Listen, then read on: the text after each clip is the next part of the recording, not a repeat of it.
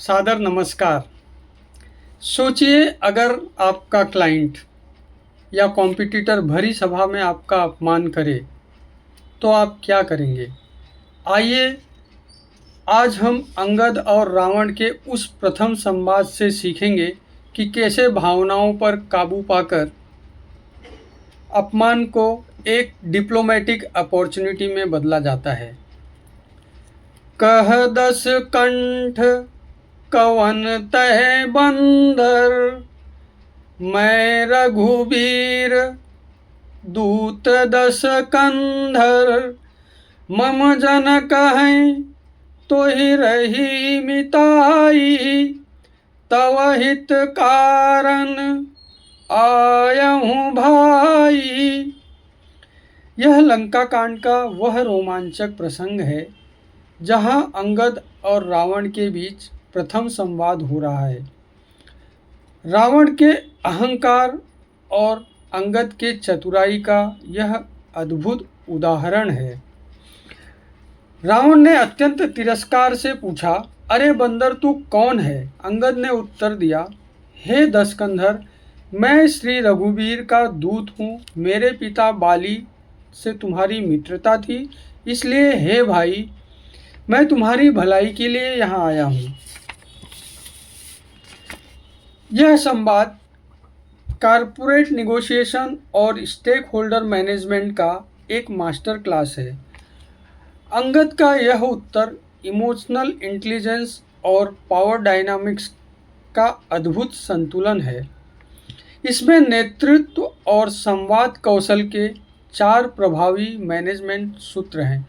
पहला सूत्र है काउंटरिंग डिसरिस्पेक्ट विथ आइडेंटिटी, यानी अपमान का उत्तर पहचान से।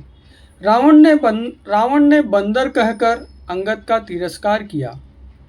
अंगद ने न विचलित होते हुए अपनी आइडेंटिटी एक उच्च शक्ति के साथ जोड़ दी कि मैं रघुवीर दूत दशकंधर हूँ, यानी कि मैं प्रभु श्री राम जी का दूत हूँ। कॉरपोरेट जगत में कभी कभी लोग हमारे पद या कद को छोटा दिखाने की कोशिश करेंगे। ऐसे समय में अपने व्यक्तिगत भावनाओं को बीच में न लाएं। अपनी पहचान अपनी ऑर्गेनाइजेशन और अपने पर्पस से जोड़ें। जब हम किसी बड़े मिशन के रिप्रेजेंटेटिव बनकर बात करते हैं तो हमारी बातों का वजन अपने आप बढ़ जाता है। इसका दूसरा सूत्र है finding the common ground. Angad ने रावण को याद दिलाया, मम जनकहि तो ही रही मिताई, मेरे पिता बाली से तुम्हारी मित्रता थी। यह एक बहुत बड़ी डिप्लोमेटिक चाल थी। एक सफल निगोशिएटर वह है जो घोर विरोध के बीच भी कोई कॉमन रेफरेंस ढूंढ ले। पुरानी नेटवर्किंग या साझा संबंध या पिछले सहयोग की याद दिलाना आइस ब्रेकिंग का सबसे अच्छा तरीका है। यह सामने वाले के डिफेंसिव मैकेनिज्म को कम कर देता है। तीसरा सूत्र है द लैंग्वेज ऑफ डिप्लोमेसी, शत्रु को भाई कहना। यह एक उच्च स्तरीय कूटनीति है। अंगद रावण को भाई कहकर संबोधित करते हैं। यह साहस और शिष्टाचार का अद्भुत संगम है। एक प्रोफेशनल लीडर कभी भी अपनी भाषा की मर्यादा नहीं खोता।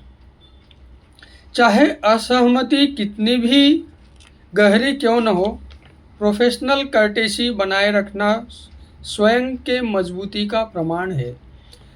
भाई कहना रावण के अहंकार को सहलाने के साथ साथ उसे यह याद दिलाना भी था कि वे एक स्तर पर बात कर रहे हैं, एक ही स्तर पर बात कर रहे हैं। हित का प्रस्ताव, प्रपोजिंग द वैल्यू और बेनिफिट।